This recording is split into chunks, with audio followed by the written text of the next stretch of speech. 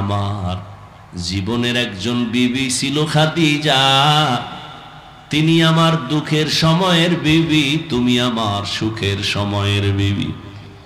ওই খাদিজার কথা যখন মনে পড়ে চোখের পানি ধরে রাখতে পারি না।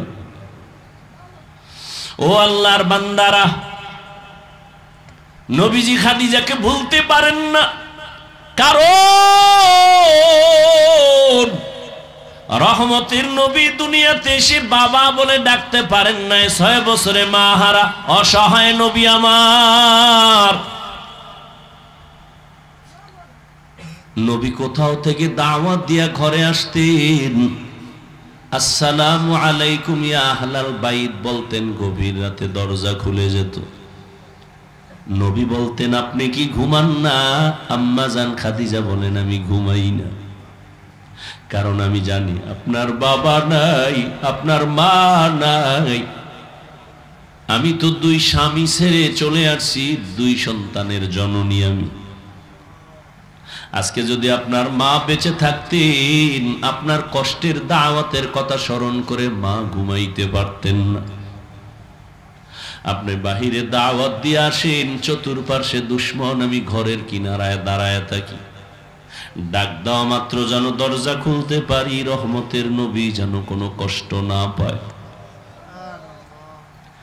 নবীজি নবুয়ত লাভের আগে হেরা পাহাড় বেয়ে বেয়ে, পাথরের পথ, উঁচু পাহাড়, ওখানে গিয়ে ধ্যানে কাটাইতেন সপ্তাহে সপ্তাহ। আসেন না নবী, আম্মা জান খাদিজা বুড়া মানুষ মহিলা একা একা নাস্তা রেডি করিয়া ওই পাহাড় বেয়ে বেয়ে বেয়ে বেয়ে উপরে উঠে রসুলের কাছে নাস্তা পৌঁছাইতে। ও 2500-এর মুরব্বীরা, ও জ্ঞানীদেরকে বলবো, যারা বড় বউয়ের অবেদান ভুলে গিয়া দ্বিতীয় বিয়া করার জন্য পাগল, বড় বউয়ের অবদান অস্বীকার করতে পারবা না রে স্বামী। তোমার জীবনের কষ্টের ভাগ নিচে তোমার বড় প্রথম স্ত্রী। কে? তোমার জীবনের কষ্টের ভাগ, সংসারের মধ্যে কত তুফান আসছে, এগুলো মোকাবেলা করছে তোমার প্রথম স্ত্রী। এইবার পরের স্ত্রী আসছে তোমারটা নেওয়ার জন্য, কিছু দেওয়ার জন্য না। ঠিক নি? রহমতের নবী খাদিজা রাদিয়াল্লাহু আনহার কথা মনে করে কাঁদতেন। আর তিনি যতদিন বেঁচে ছিলেন নবী দ্বিতীয় বিবাহ করেন নাই।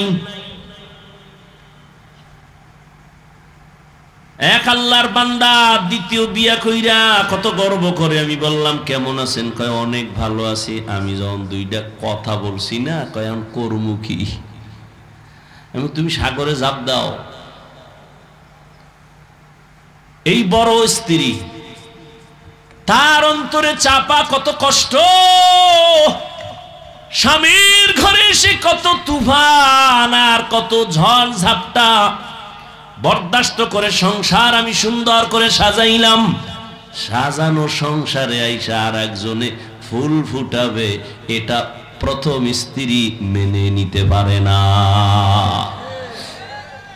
এরে আম্মা জান, হারাম টাকায় আরাম নাই।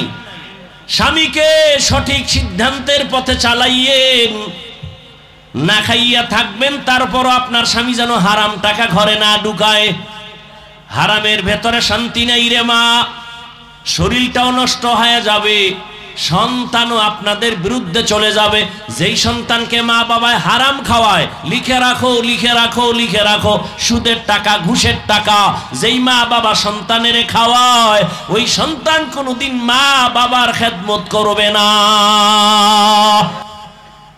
হালাল খাওয়াইও রে মা, কারণ বাবার তুলনায় সন্তান মাকে ফলো করে বেশি, মায়ের অনুসরণ করে বেশি, মায়ের খেয়াল রাখতে হবে বেশি, কারণ সন্তানকে মায়ের কারণে ভালো হয় খারাপ হয়। এরে আম্মা জান, একটা সন্তান ডাক্তার বানাবেন, সৎ চরিত্রওয়ালা, দুশ্চরিত্র সন্তান রেখে যাবেন না। ডাক্তার হইয়া কোরআন পড়বে, মা বাবার জন্য দোয়া করবে। ইঞ্জিনিয়ার বানাবেন, কোরআন পড়াইবেন, কোরআন পড়বে, ইঞ্জিনিয়ারিং এর কাজ করবে, মা বাবার জন্য দোয়া করবে। এমন একটা সন্তান রেখে যান রে মা। এখন থেকে তওবা করেন। 1500 বছর আগে রহমতের নবী আমার গর্ব করে বলেছেন, ও যুবক, বুড়ারা আমি মুহাম্মদের বিরোধিতা করেছে, যুবকেরা উপকার করেছে। নবীজির উপকার কারা করছে? আর বুড়ারা সব কথা কয় না। এই বুড়ারা আর প্যাচ লাগাই কিলাকিলি বাজায় না। আবু জাহাল নবীর দুশ্মন বুড়া, আবু লাহাব নবীর বিরুদ্ধে বুড়া,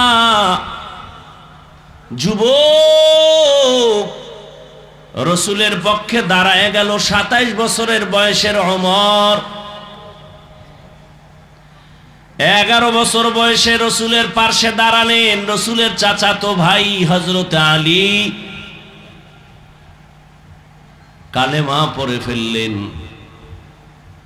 এতদিন ছিল চাচাতো ভাই, এখন হলো রসুলের সাহাবী, কিছুদিন পরে হবেন জামাতা। কে সে আলী? জ্ঞানের ভান্ডার আল্লাহ দান করেছেন, যে নবী আলীর জন্য কলিজা ভরে দোয়া করেছেন, আনা দারুল হিকমাহ ওয়া আলিউন বাবুহা, আমি মুহাম্মদ হলাম ইলম হিকমতের ঘর, আর এই ইলম হিকমতের ঘরের দরওয়াজা হলো আমার আলী। তুমি যুবকের দ্বারা কি উপকার হচ্ছে রসুলের? করার সুযোগ আছে না নাই? কিন্তু তুমি সুযোগ আছে, কিন্তু করো কি? নিজেও নামাজ পড়ো না, অন্যে নামাজ পড়ে পছন্দ করো না। নিজেও টুপি পরো না, অন্যে টুপি পরে পছন্দ করো না। নিজেও হালাল খাও না, অন্যে হালাল খায় পছন্দ করো না।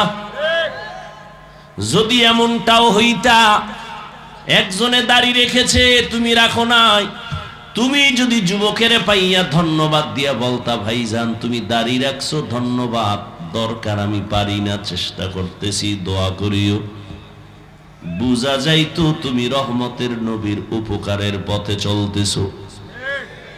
কিন্তু যদি এমন হয় তোমার হালাত, নিজে দাড়ি না রাখে একজন যুবক তোমার বন্ধু দাড়ি রাখছে, তুমি দেখা বললা বিয়ে করছো, স্নিকয় করি নাই, সর্বনাশ, এত তাড়াতাড়ি তোরে বুজুর্গ কে হইতে বলেছে? এত তাড়াতাড়ি বুজুর্গ হয়ে গেলি কেন? তুই কি মরবি তাড়াতাড়ি, বাঁচবি না? কহা তা মনের মতারও ঘুরাল, আর একটু আনন্দ করে নে, সময় পাবি না, দাড়ি রাখলে করা যাবে না। এরে যুবক আল্লাহর গোলাম, আল্লাহ মেধা দিয়েছেন, একটু খাটাইয়া হিসাব করো, আমার কথাগুলো একটু চিন্তা করো বাবা। কুত্তা শুয়ারের আল্লাহ চিন্তা করার মতো মেধা দেন নাই, দিছেন একমাত্র মানুষের। একটু চিন্তা করো রে বাবা, জীবনে মাদ্রাসার বারান্দায় যায় নাই, জীবনে কোনোদিন আলিফ বাতাও পড়ে নাই, এমন যুবক জেনারেল লাইনে চাকরি করে, ব্যবসা করে, স্কুলে পড়ে, 5 ওয়াক্ত নামাজি, দাড়িওয়ালা আছে না নাই? সত্য কথা সাক্ষী দাও। ঢাকা বিশ্ববিদ্যালয়ে যাও, পাগড়ি লাগানো, দাড়ি লম্বা লম্বা পোশাক, পেছন থেকে দেখলে মনে হয় বাইতুল মোকাররমের খতিব, কিন্তু সালাম দিয়া জিজ্ঞাসা করো কোথায় কি করেন, বলে আমি ঢাকা কলেজে পড়ি, স্কুল কলেজে পড়ি। আর তোমার মতো যুবক যদি নামাজ পড়তে পারে, তুমি তোমাকে প্রশ্ন করো তুমি কেন পারো না? আমি তো হুজুর হইতে বলি নাই, বলছি আমি একবারও বলি নাই, বরং বাংলাদেশে আমি বুকে সাহস নিয়ে বলি, যুবকের পক্ষে আমি সান্ত্বনার বয়ান করি। স্কুলে পড়ো ধন্যবাদ, কলেজে পড়ো ধন্যবাদ, চাকরি করো ধন্যবাদ, তোমাকে আমার মতো হুজুর হওয়ার দরকার নাই। ডাক্তার হও, ইঞ্জিনিয়ার হও, প্রফেসর হও, সাংবাদিক হও, জীবনটা সফলতার লাইনে চালাও। কবি নজরুলের ইতিহাস পড়ো, গর্ব করো। ওই কবি নজরুলের চিনো না, ওর মা বাবারে চিনো না, কিন্তু গুণগান গাও। কবি নজরুল যদি তোর মতো সারা রাত মোবাইলে আকাম করত, তাহলে তার নামের কোনো ইতিহাসে জমিনে রচিত হতো না। জীবনে কি পাইলি? কয় মোবাইল। আর কি পাইলি? কয় চরিত্র নষ্ট করা। মানুষের জীবনের সফলতার জন্য দুইটা পুঁজি লাগবে, একটা থাকে আর একটা নাই, তোর জীবন বরবাদ। তুমি যদি সফল ডাক্তার হতে চাও, সফল ডাক্তার মানে ২৫০০০-এর ডাক্তার না, তুমি ডাক্তারি পড়ে তোমাকে এমন সম্মান আল্লাহ দিবেন যে বাংলাদেশের প্রতিটি মানুষ তোমাকে চিনবে এবং তোমাকে হায়ার করে বিদেশে নিয়ে যাবে চিকিৎসার জন্য। সেই সম্মানের জায়গায় তুমি যদি থাকতে চাও, আমি হাফিজুর রহমান হই আর তুমি হও, আমি মাওলানা লাইনে হই আর তুমি জেনারেল লাইনে হও, পুঁজি লাগবে দুইটা। কয়টা? আল্লাহর রহমত তো আছেই, মা বাবার দোয়া তো লাগবেই, এছাড়া তোমার ব্যক্তিগত পুঁজি লাগবে দুইটা। এক, লিখে রাখো, মোবাইলে না অন্তরে না, লিখে রাখো। এক, সুস্থতা। দুই, সুন্দর চরিত্র। তোমার চরিত্র ভালো কিন্তু তুমি অসুস্থ, যেখানে চাকরি নিবা 1 মাস পরে আউট, বলবো অসুস্থ রোগীরে আমরা চাকরিতে রাখবো না, ঠিক নেই? এবার তোমার শরীরে কোনো রোগ নাই, তুমি পারফেক্ট সুস্থ, এরপরও যদি চরিত্র তোমার দুর্বল হয়, সেখানেও তোমার সম্মানের চেয়ার কেউ দিবে না। চরিত্রহীনকে কেউ সম্মানের চেয়ার দেয়? চরিত্র ভালো কিন্তু অসুস্থ রোগী সম্মানের চেয়ারে বসায় রাখবে? কেউ রাখবে না। আর এই দোনোটা জবাই করতেছো মোবাইল দিয়া, চরিত্র নষ্ট করছো মোবাইল দিয়া।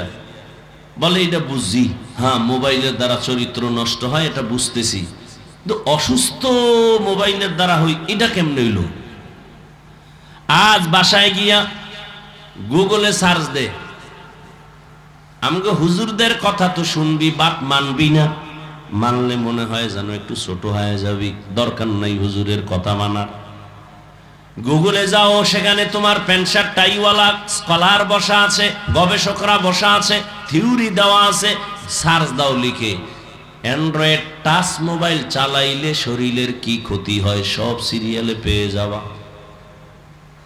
এই মোবাইলে তোমার চোখের পাওয়ার নাই, কানের পাওয়ার নাই, হার্ট দুর্বল, বুকে ব্যথা বেড়ে গেছে, আগের তুলনায় মাথা ব্যথা বেড়ে গেছে। এইটা হুজুরগো কথা, তোমগো লাইনের মুরব্বী যারা প্যান্ট শার্ট টাইওয়ালা, এরা বলছে, এটা মানবা না? আমগোটা না মানলে তো সমস্যা নেই, এদেরটা তো মানতে হবে।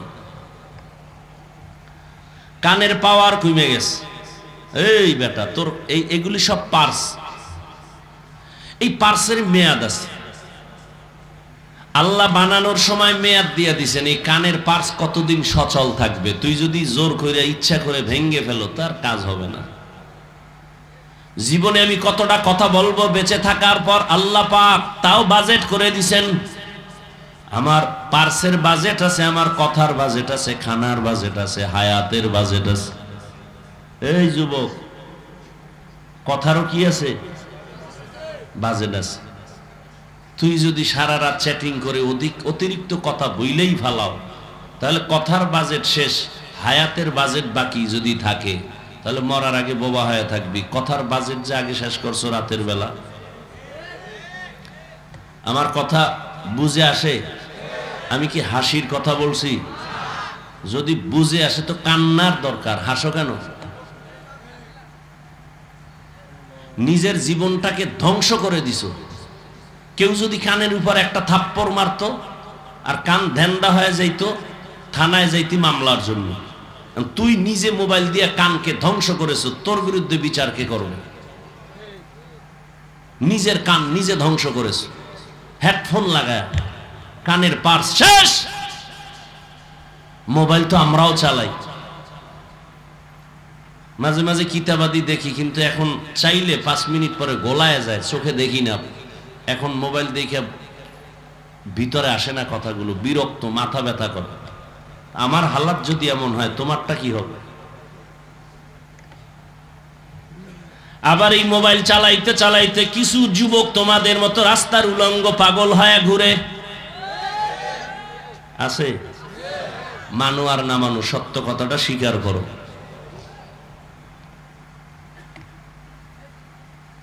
তোমার মতো যুবক এই মোবাইলের কারণে চরিত্র নষ্ট হয়ে গেল, শরীর নষ্ট হয়ে গেল।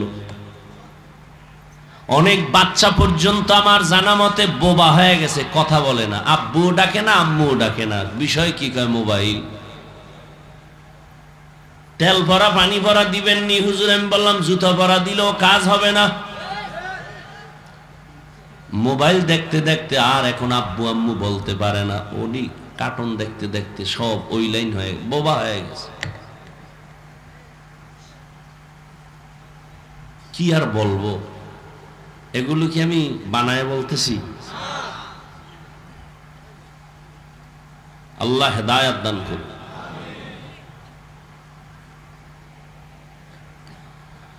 হ্যাঁ, আয়াত নিছি, হাদিস নিছি, ওদিকে ঢুকি নাই, বাকি ওই মূল বিষয়ের উপরে আমার কথা চলতেছে। এবার তর্জমা বলে সংক্ষিপ্ত কিছু ব্যাখ্যা শুনাই। হেদায়েতের মালিক আল্লাহ, বলার দায়িত্ব আমাদের, মানবেন কিনা সে দায়িত্ব আপনাদের। ইয়া আইয়ুহাল্লাযীনা আমানুত্তাকুল্লাহ, আল্লাহ বলেন ও মুমিন আল্লাহকে ভয় করো, তাকওয়া অর্জন করো। ওয়া কুনু মা'আস সাদিকিন, আল্লাহর প্রিয় বান্দা সত্যবাদী যারা তাদের বন্ধু হইয়া থাকো। একটা হাদিস পড়েছিলাম, নবী বলেন মান তাওয়াযা লিল্লাহ রাফাআহুল্লাহ, যে আল্লাহর জন্য নিজের বিনয়ী বানায়, ছোট বানায়, আল্লাহ তার মর্যাদা বাড়ায় দেয়।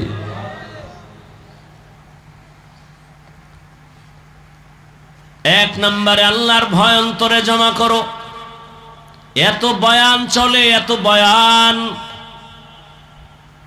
দাওয়াত ও তাবলীগের বয়ান, পীর সাহেবদের বয়ান, জুমার দিন খতিব সাহেবদের বয়ান, আমাদের বক্তাদের বয়ান, এত বয়ানের পরেও কেন আমলের খাতা শূন্য? মাদ্রাসা তো কম না, অনেক মাদ্রাসা হয়েছে, অনেক ওয়াজ মাহফিল, অনেক মসজিদ হয়েছে, মুসল্লিও কমে না।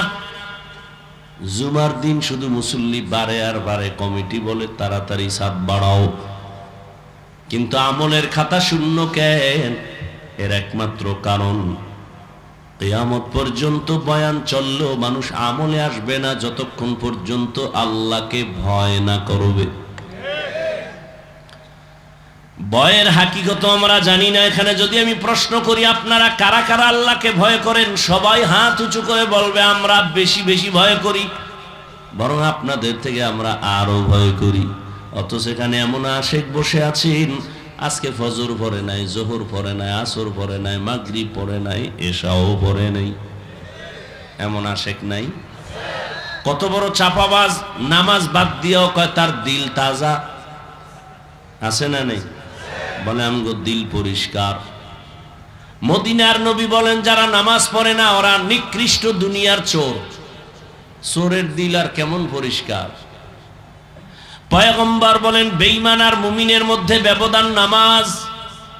বাইনাল আবদি ওয়া বাইনাল কুফরি তারকুস সালাহ। বেঈমানেরা নামাজ পড়ে না, মুমিনেরা নামাজ ছাড়ে না। ও যুবক, বারবার তোমাকে টার্গেট করি কেন জানো? মদিনার নবী তোমার জন্য দোয়া করেছেন, যুবকের দ্বারা দ্বীনের উপকার হয়েছে। দ্বিতীয় যুবক, যৌবনের ইবাদতের মূল্য আল্লাহর কাছে অনেক বেশি, যৌবনের দাম আল্লাহর কাছে বেশি। কিয়ামতের ময়দানে যৌবন সম্পর্কে আলাদা প্রশ্ন করা হবে। যৌবন কালটা কেমনে ব্যয় করেছো জবাব দাও। ও যুবক বাবা,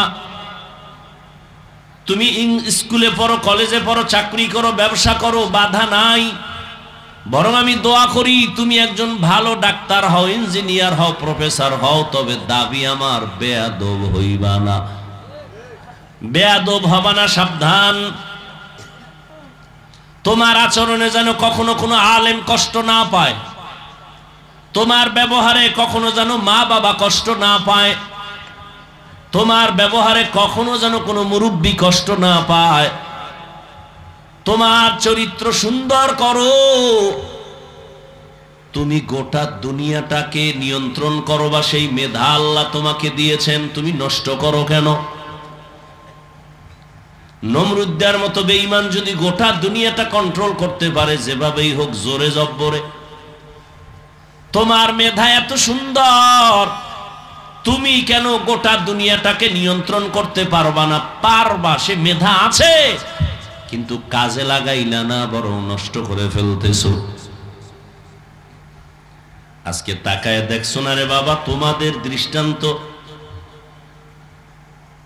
এই যুবকদের শক্তি আর মেধার বিকাশ যারা দেখে নাই, তারা সূর্যের আলোর মতো দেখে নিল এই আন্দোলনের মাধ্যমে যুবকেরা কি পারে, ঠিক না? তবে এখানেও কথা ভুলিস না, যুবকেরা কি পারে দেখায় দিল বাংলাদেশের জমিনে। এই সমন্বয়করা মেধা খাটাইয়া সফলতার মানদণ্ডে নিয়ে আসছে গোটা দেশ। তবে এখানে গোপন কথাটা বলে যায় না, প্রকাশ করে দিয়ে যাই, এবং এটাকে পুঁজি বানায় ধরে রাখিও। এই সমন্বয়ক যুবকেরা মন গড়া কোনো থিওরি নিয়ে আগায় নাই, এদের উপরে মুরব্বী ছিল, মুরব্বীর পরামর্শে চলেছে। যারা মুরব্বী মানে না, ওদের জীবনটা ধ্বংস। এই সমন্বয়ক যুবকেরা কি মুরব্বী মানে নাই? মুরব্বী কারে মানছে ওইটা আমি জানি, তোমাকে শোনার দরকার নাই। তোমাকে দরকার এতটুকু শিক্ষা যে মুরব্বী মানা ছাড়া সফলতা আসবে না। মক্কার ইতিহাস আমি সব জায়গায় বলি, সেদিনও বলে গেছি পারসে। নবী এমন একটা টাইমে দুনিয়াতে আসছেন, যেই টাইমে মক্কার মানুষ চরিত্রহীন, লম্পট। দুনিয়ার আর কোথাও এত চরিত্রহীন লম্পট মানুষ ছিল না, মক্কার মানুষ এত খারাপ। অথচ সেই মক্কা নগরী কত দামি। আল্লাহ জমিনটা বানাই একটা ঘর, ওই জমিনে বানাইলেন বাইতুল্লাহ। ইন্না আউয়ালা বাইতিন উযিআ লিন-নাস লাল্লাযী বিবাক্কাতা মুবারাকাও ওয়া হুদা, মুবারাকাও ওয়া হুদাল লিল আলামিন।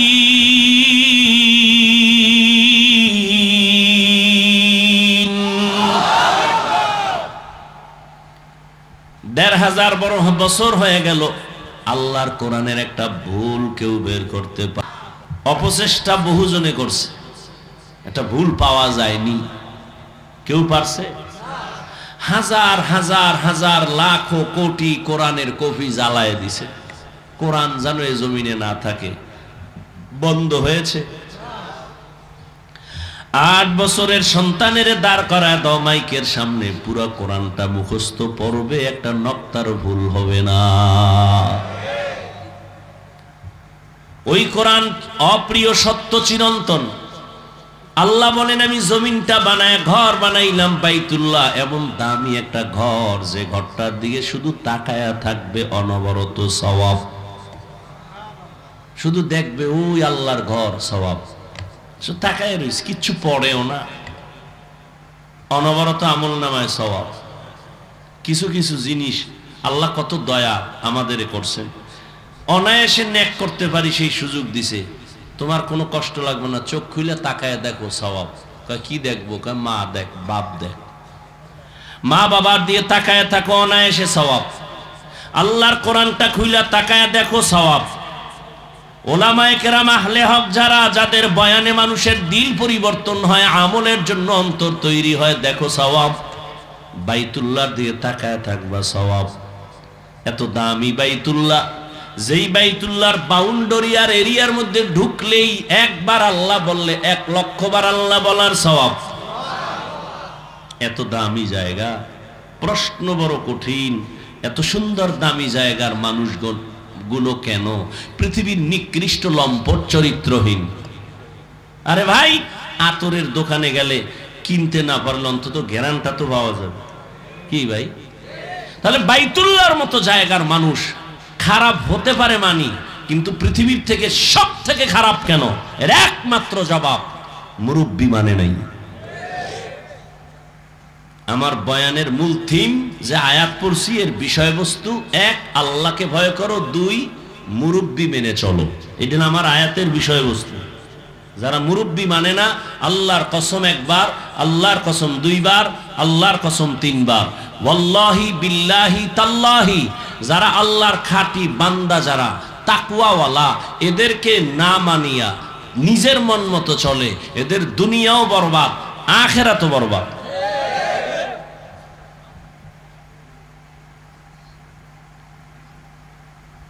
ভাইরা আমার, ঈসা নবী চলে গেছেন, আমগো নবীর আগে আর কোন নবী? বুঝেন না কথা? ঈসা নবী চলে গেলেন, এরপরে কোন নবী আসছেন? আমাদের নবী। মাঝখানে আর কোন নবী? কিন্তু নবী পরের দিনই আসছেন, 500 বছরের উপরে চলে গেছে। তাহলে এই টাইম উম্মত মুরব্বি হারা। কি হারা? এই মুরব্বি হারা হইয়া মন মতো চলা শুরু করছে।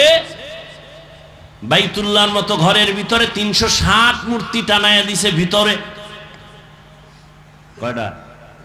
360টা মূর্তি টানায়া দিছে বাইতুল্লাহর ভিতরে।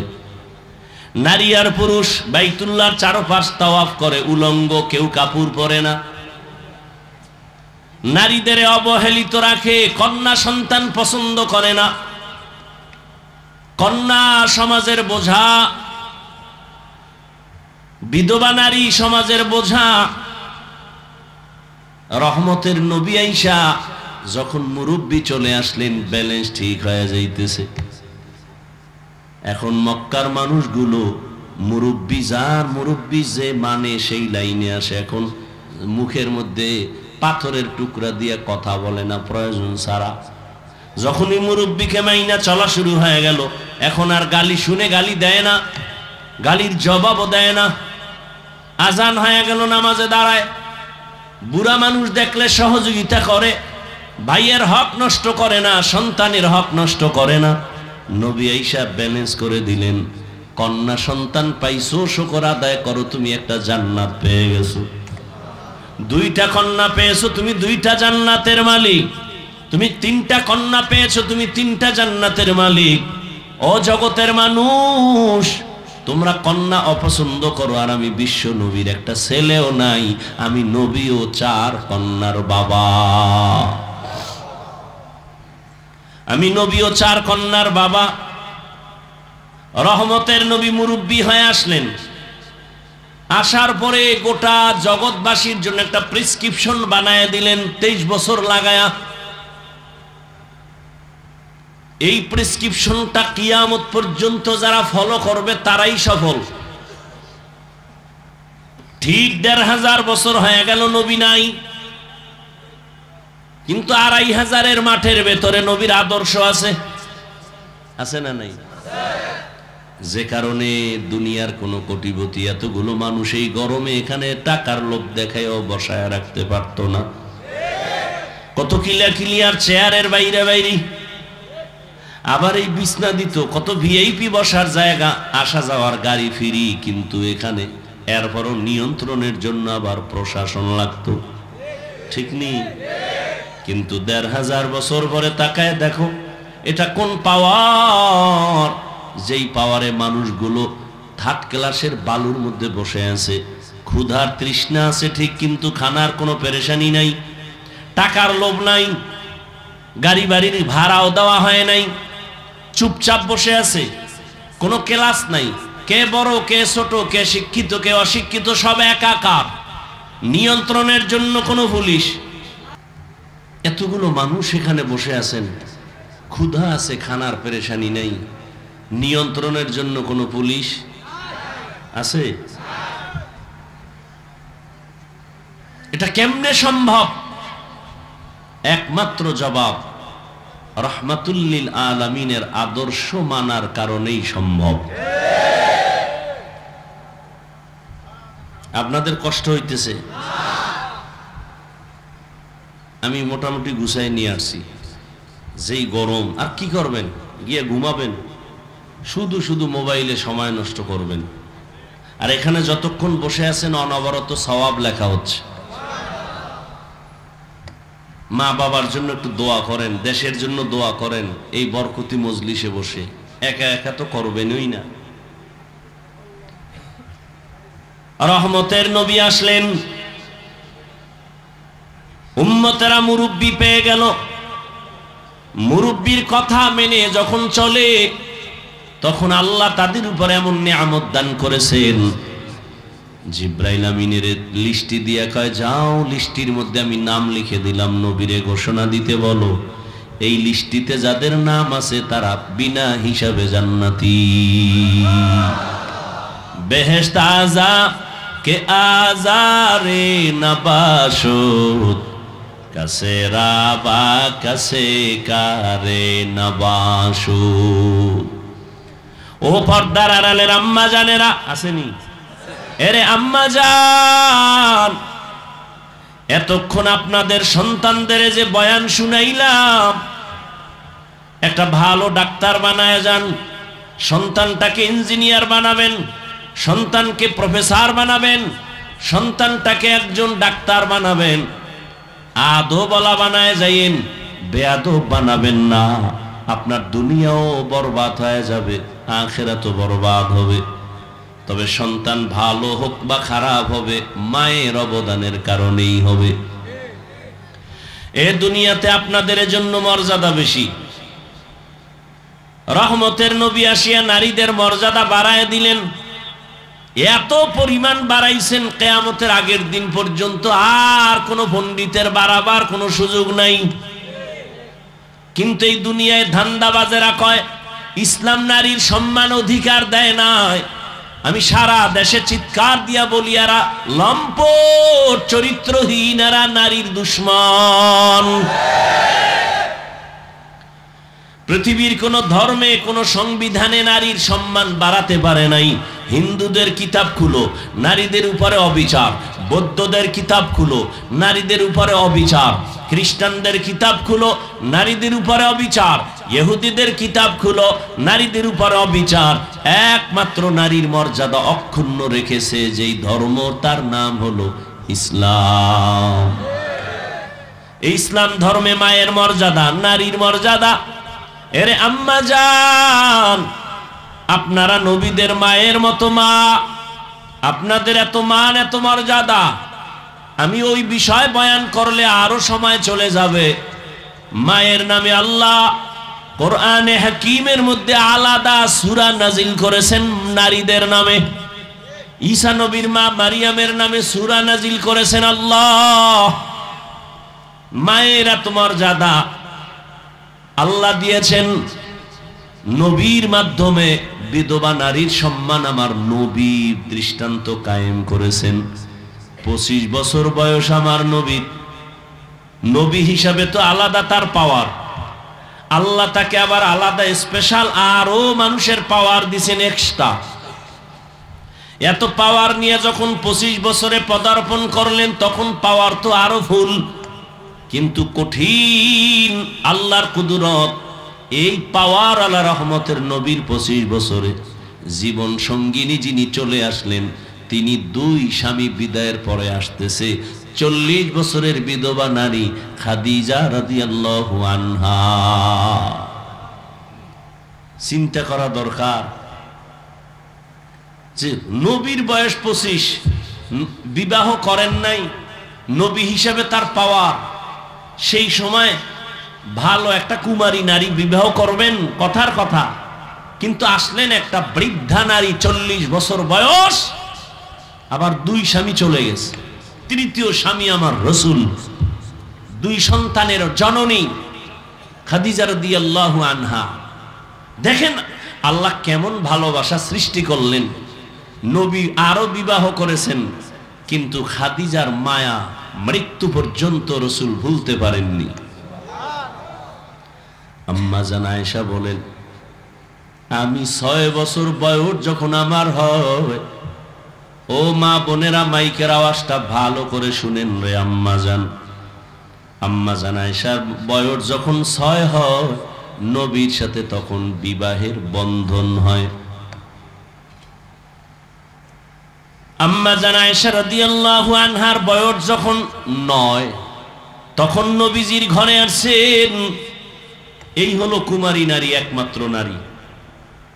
6 বছরে বিবাহ বন্ধন, 9 বছরে নবীজির ঘরে আসছেন। আম্মাজানের 18 বছর যখন বয়স হলো, তখন নবী দুনিয়ার থেকে চলে গেলেন। জীবনে একটা কুমারী নারী পাইলেন, তাও রাসূলের শেষ জীবনে।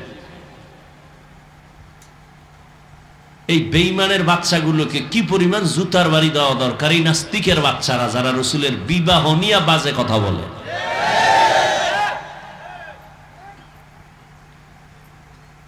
নবীজি একজন মাত্র কুমারী নারী পেয়েছেন, 6 বছরে বিয়া হলো, 9 বছরে নবীর ঘরে আসছেন। আয়েশা নবীর ঘরে 18 বছর যখন আম্মাজানের বয়স, তখন নবী বিদায় হয়ে গেলেন। বলেন আমার আম্মাজান নবীর ঘর করলেন কয় বছর? কয় বছর? আমাদের বোনদের তো 18 বছরে বিয়াই হয় না, কি আবার আইন করে 18-র আগে বিয়া নয়, 24-এর আগে না। আর আম্মাজানের 18 বছর বয়স হইয়াই গেল, নবী এখন বিদায়। নবীজির ঘর করলেন মাত্র 9 বছর। আম্মাজান 9 বছর নবীর ঘর করে কি পাইলেন? আম্মাজান বলেন, আমি 2000-এর উপরে হাদিসের হাফেজা হয়ে গেছি। দুনিয়াতে শ্রেষ্ঠ তাফসীরকারী, কোরআনের তাফসীর করনেওয়ালা একমাত্র আম্মাজান আয়েশা। নারীদের এত মর্যাদা, কিয়ামতের দিন আল্লাহ যদি বলেন আমি ওই ব্যক্তিটাকে দেখতে চাই, পুরস্কার দিব কোটি মানুষের সামনে। ওই ব্যক্তিকে বলে, যেই ব্যক্তি প্রথম আমার বন্ধু মুহাম্মদের হাতে কালেমা পড়ছে, প্রথম, আমি আজকে কিয়ামতের মাঠে তাকে পুরস্কার দিব। পৃথিবীর কোটি কোটি পুরুষ একটাও দাঁড়াবার সাহস পাবে না, একজন নারী দাঁড়ায় বলবে মুহাম্মদের হাতের প্রথম কালেমাওয়ালা আমি এক নারী। নাম কি? খাদিজা রাদিয়াল্লাহু আনহা। আম্মাজান আয়েশা বলেন, আমি মাঝে মাঝে তাকায় দেখতাম রহমতের নবী আমার হুজরায় বসে গুনগুন করে কাঁদেন।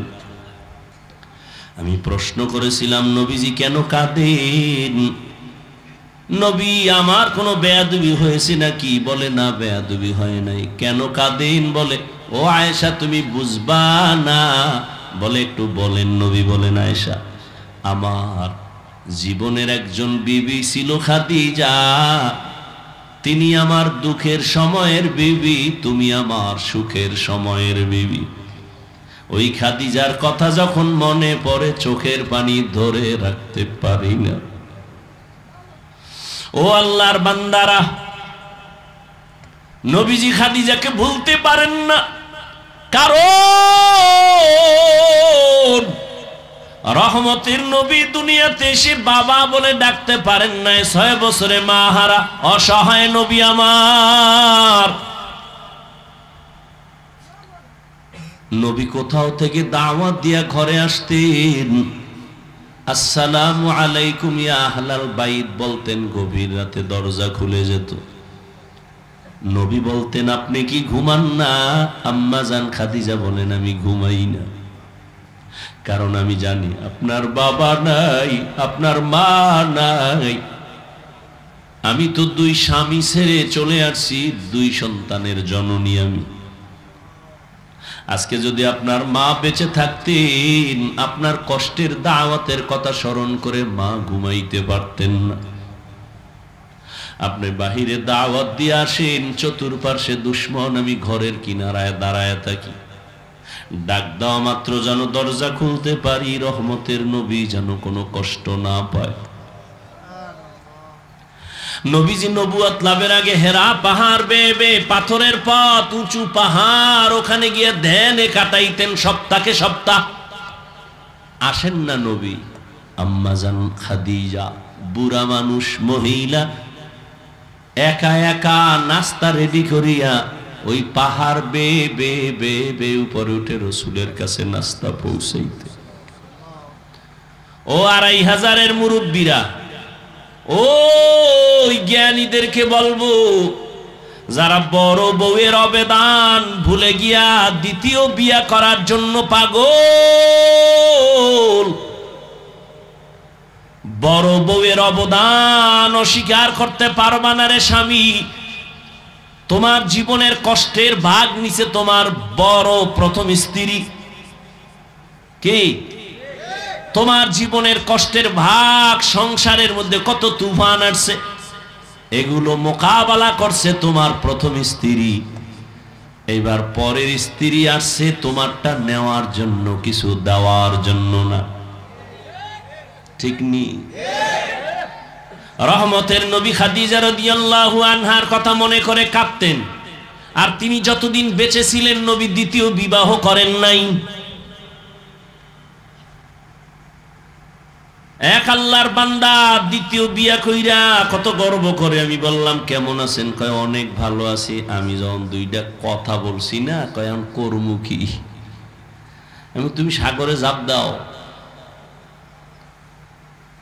এই বড় স্ত্রী, তার অন্তরে চাপা কত কষ্ট,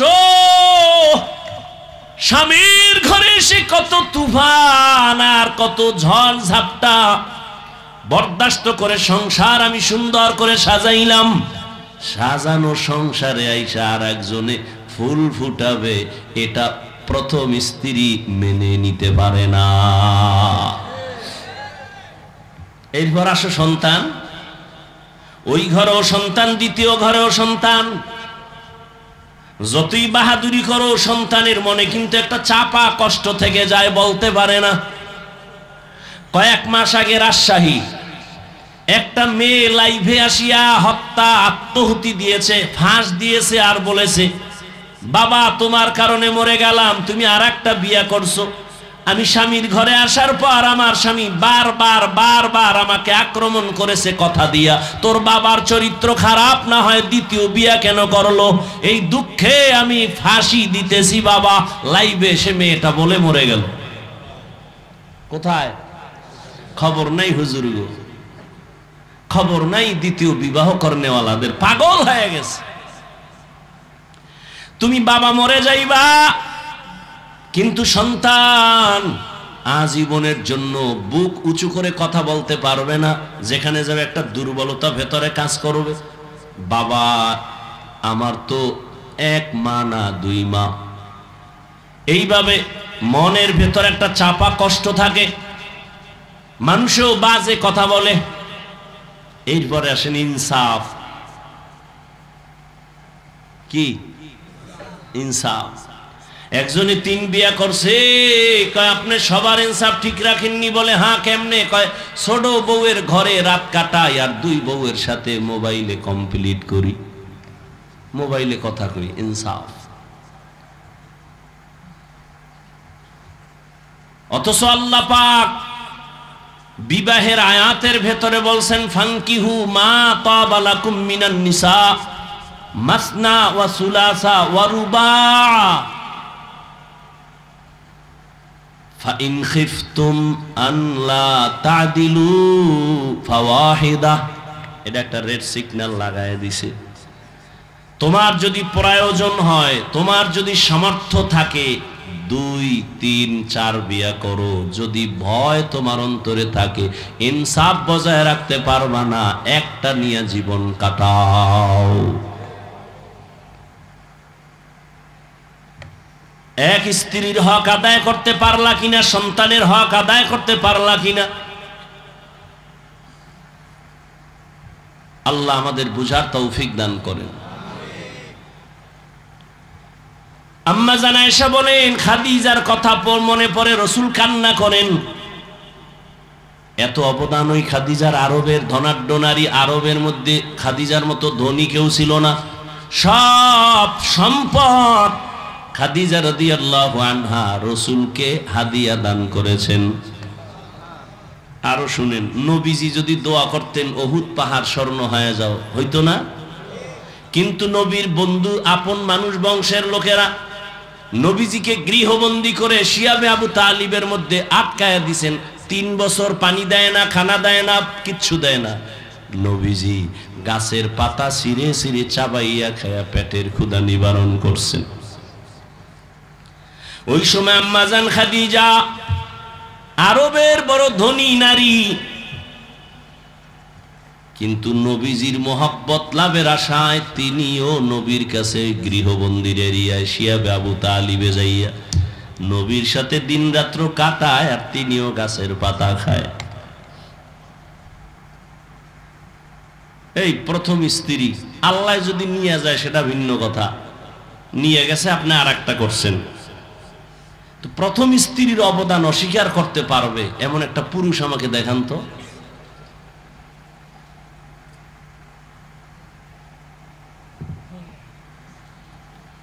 আল্লাহ মাফ করুক, আমার জানা মতে নাই, কির সৌদি আরব আর কির বাংলাদেশ, শান্তিতে নাই কেউ। আর অধিকাংশ এই ঝামেলাগুলো কারা পড়ে? যাদের টাকা একটু বেশি হয় তারা চোখ ডাইনে বামে দৌড়ায়, আর মোবাইল কি ফান্দে পইরা বগা কান্দে, এমন ফান্দে পইরা গেছে মিস কল পাইছে, যখন একটু ব্যাক করছে বিপরীত আওয়াজ শুনে ডানা কাটা ভরি। সুন্দর সুন্দর কথা কয় সাজায়া, মধুমাখা আওয়াজ, মাঝে মাঝে ইংলিশও কয়। আর হ্যার বড় বউ তো ইংরেজি বুঝেই না, এখন আধুনিক তো একটু ইংলিশ দরকার। বাস ফান্দে ভইরা বিয়ে করে লইছে। আর কেউ আছে টাকার গরম, আরে আমার টাকা আছে আমি 4টা খাওয়াইতেরি, তুমি 10টা খাওয়ানো আর হক আদায় করা এক না। আর এই সন্তানগুলো কার মুখের দিকে তাকাবে? একবারও যদি বাবা চিন্তা করত ওই পথে যেত না।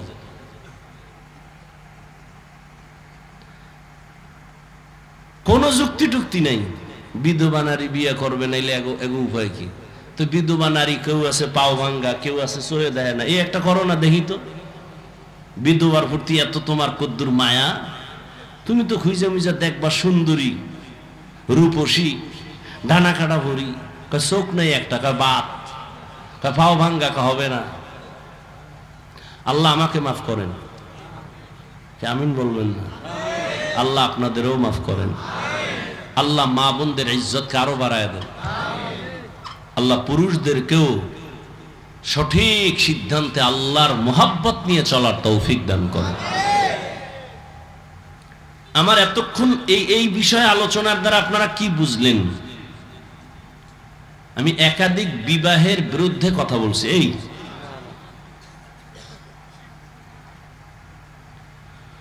ইনসাফ বজায় রাখতে পারলে আল্লাহ পাক অনুমতি দিবেন, করতেই হবে, বিষয়টা এমন না।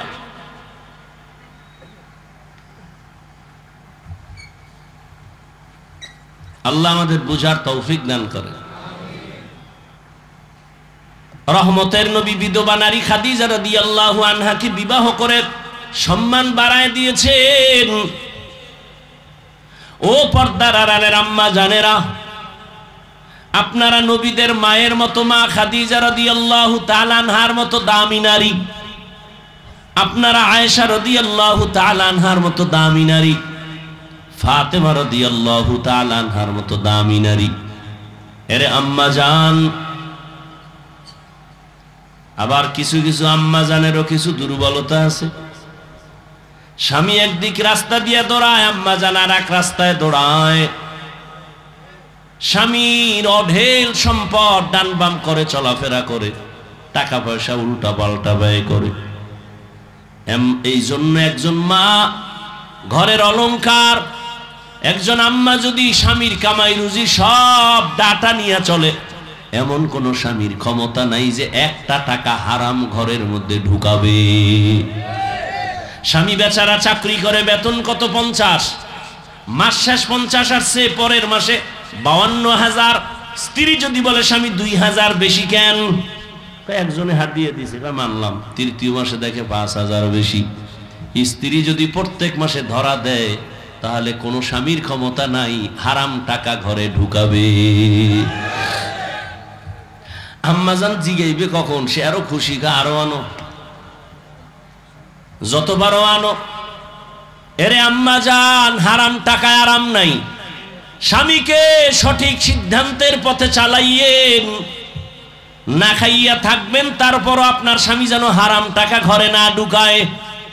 হারামের ভেতরে শান্তি নাই রে মা, শরীরটাও নষ্ট হয়ে যাবে, সন্তানও আপনাদের বিরুদ্ধে চলে যাবে। যেই সন্তানকে মা বাবায় হারাম খাওয়ায়, লিখে রাখো লিখে রাখো লিখে রাখো, সুদের টাকা ঘুষের টাকা যেই মা বাবা সন্তানের খাওয়ায়, ওই সন্তান কোনোদিন মা বাবার খেদমত করবে না। হালাল খাওয়াইও রে মা, কারণ বাবার তুলনায় সন্তান মাকে ফলো করে বেশি, মায়ের অনুসরণ করে বেশি, মায়ের খেয়াল রাখতে হবে বেশি, কারণ সন্তানকে মায়ের কারণে ভালো হয় খারাপ হয়। এরে আম্মা জান, একটা সন্তান ডাক্তার বানাবেন, সৎ চরিত্রওয়ালা, দুশ্চরিত্র সন্তান রেখে যাবেন না। ডাক্তার হইয়া কোরআন পড়বে, মা বাবার জন্য দোয়া করবে। ইঞ্জিনিয়ার বানাবেন, কোরআন পড়াইবেন, কোরআন পড়বে, ইঞ্জিনিয়ারিং এর কাজ করবে, মা বাবার জন্য দোয়া করবে। এমন একটা সন্তান রেখে যান রে মা, এখন থেকে তওবা করেন। এরে আম্মা জান, আপনাদের মতো কত মা এখনো আছে তাহাজ্জুদ পড়ে, 5 ওয়াক্ত নামাজ পড়ে, স্বামীর সেবা করে, নাই? আপনি কেন পারবেন না?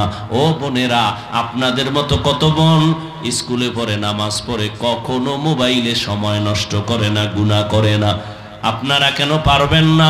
ও যুবক বাবাজিরা, এখনো কি তওবা করবা না? কয়দিন এই যৌবনের বাহাদুরি করবা? তওবা করে নাও। ও বৃদ্ধ বাবাজিরা, আপনার মতো কত বুড়া মানুষ মসজিদে গিয়া 5 বেলার নামাজ পড়ে, আপনি কেন পারবেন না? মনটারে বুঝাইয়া তওবা করে নেন। ও যুবক বাবা, তুমিও তওবা করো, মনে মনে আল্লাহকে বলো, আল্লাহ, আমার মতো যুবক স্কুল কলেজে ভরিয়া যদি নামাজ পড়ে, আমি কেন পারি না? আমার মতো যুবক যদি চাকরি করে, ব্যবসা করে, গাড়ি চালায়, নামাজ পড়ে, আমি কেন পারবো না? শয়তানের ধোকায় পড়ে গুনাহ করেছি, আল্লাহর কাছে তওবা করো। এই গুনার খবর যদি তোমার মা বাবা আপনজন কেউ জানতো, কেউ তোমাকে সম্মান আর মহব্বতের নজরে দেখতো না। আল্লাহ কিন্তু জানার পরও রাগ করে পানি বন্ধ করেন নাই, বাতাস বন্ধ করেন নাই, খানা বন্ধ করেন নাই। ওই আল্লাহর মতো মহব্বতের দয়ার আর কেউ নাই। অন্তর নরম করে তওবা করো, আল্লাহকে বলো, দয়ার মালিক, জীবনে শয়তানের ধোকায় পড়ে কত নামাজ ছাড়লাম, বেপরদায় চললাম, দাড়ি কাটলাম, নবীজির মহব্বত নিয়ে তৈরি হয়ে গেলাম, আজ থেকে আর কখনো নামাজ ছাড়ব না, মা বাবাকে কষ্ট দিব না, উলামায়ে কেরামের বিরুদ্ধে যাব না, নবীজির তরিকা মেনে চলবো, 5 ওয়াক্ত নামাজ পড়বো, দাড়ি কাটবো না। তওবা করার মতো যদি নিয়ত হয়, আর অন্তরে যদি দুর্বলতা না থাকে, মরণের কথা স্মরণ করে আল্লাহর মহব্বতের যদি নিয়ত থাকে, তওবার খাঁটি নিয়ত যাদের আছে, রিজিকের মালিক আল্লাহ, হায়াতের মালিক আল্লাহ। আল্লাহ পাক রিজিক দিবেন, হায়াত দিবেন, হায়াত শেষ না হতে মরণ হবে না। আল্লাহ পাক মরণ দেওয়ার মালিক, ইজ্জত দেওয়ার মালিক। ওই আল্লাহর মহব্বত নিয়া ও বান্দা, তুমি তওবার নিয়ত যদি করতে পারো, মরিয়া গেলে যাব, আর নামাজ ছাড়বো না, দাড়ি কাটবো না, বেপরদায় চলবো না, মা বাবার সাথে বেয়াদবি করবো না, উলামায়ে কেরামের পরামর্শ নিয়ে নবীজির তরিকা মেনে 5 বেলার নামাজ পড়বো। তওবার নিয়ত যদি হয়, দুটো হাত আমার আল্লাহকে দেখায় দাও। আয় আল্লাহ, হাতগুলো আমাদের কবুল করে নেন, তওবা কবুল করে নেন। আয় আল্লাহ, আমাদের তওবার উপরে মজবুত হয়ে চলার তৌফিক দান করেন, আমিন। আলহামদুলিল্লাহি রাব্বিল আলামিন, والصلاة والسلام على سيد الأنبياء والمرسلين وعلى آله وأصحابه أجمعين يا أرحم الراحمين يا أرحم الراحمين يا أرحم الراحمين রব্বিরহামহুমা কামা রব্বায়ানি সগীরা আল্লাহুম্মা ইন্নাকা আফুউন কারীম তুহিব্বুল আফওয়া ফা'ফু আন্না আল্লাহুম্মা ইন্না নাসআলুকা রিযাকা ওয়াল জান্নাহ ওয়া নাউযু বিকা মিন সাখাতিকা ওয়ান নার রব্বিরহামহুমা কামা রব্বায়ানি সগীরা আল্লাহুম্মা ইন্না নাউযু বিকা মিনাল বারাসি ওয়াল জুনুনি ওয়াল জুযামি ওয়া সাইয়্যিল আসকাম।